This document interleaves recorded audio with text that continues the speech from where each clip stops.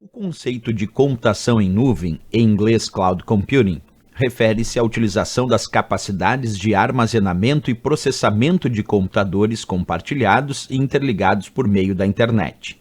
O armazenamento de dados é feito em serviços que poderão ser acessados de qualquer lugar do mundo, a qualquer hora, não havendo necessidade de instalação de programas específicos.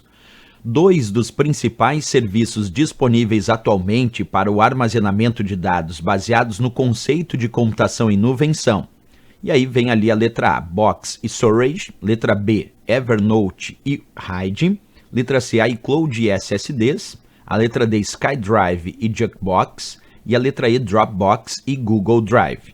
Bem, pessoal, para saber isso, é importante, antes de mais nada, comentar com vocês que quando a gente fala sobre computação em nuvem, é justamente essa ideia que ele descreve. A ideia da computação em nuvem é que os programas e os recursos fiquem disponíveis em servidores da internet sem que eu precise necessariamente instalar o programa no meu computador. Quer dizer, eu posso usar um programa de planilha, por exemplo, na nuvem, sem precisar instalar um programa de planilha no meu computador. Eu posso usar um programa de edição de texto na nuvem, sem precisar instalar esse programa de editor de textos no meu computador. Isso é a ideia da computação em nuvem.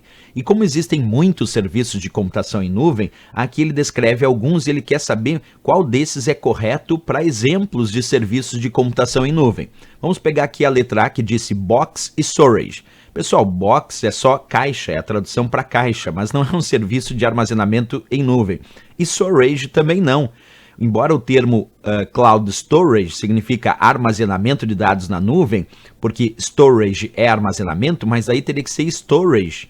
E simplesmente storage ou só storage não indica que é armazenamento na nuvem, porque seria só a tradução de armazenamento. Então, completamente errado a letra A, sem nenhum vínculo com a ideia que a questão sugere.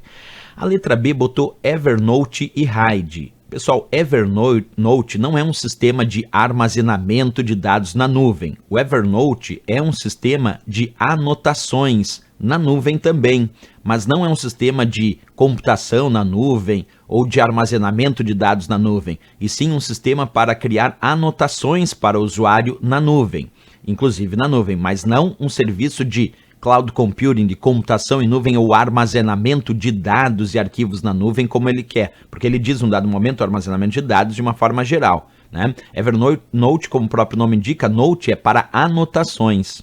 E Hide é um sistema de redundância. A tradução de Hide aqui, o R de redundância. Aqui nós temos o A de Array, que é conjunto.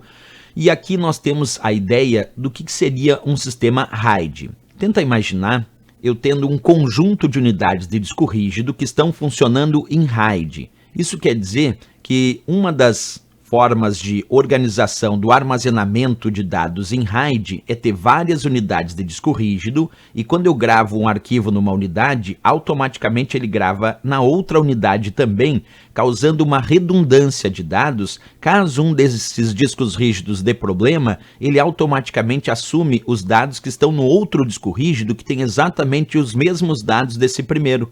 Isso é um exemplo de organização dos arquivos com discos rígidos organizados num conjunto chamado RAID. É um método de organização e armazenamento dos arquivos, onde eu uso um conjunto de unidades de disco rígido para causar redundância nos dados armazenados, mas também não é considerado um sistema de cloud computing ou de computação na nuvem. Errado a letra B.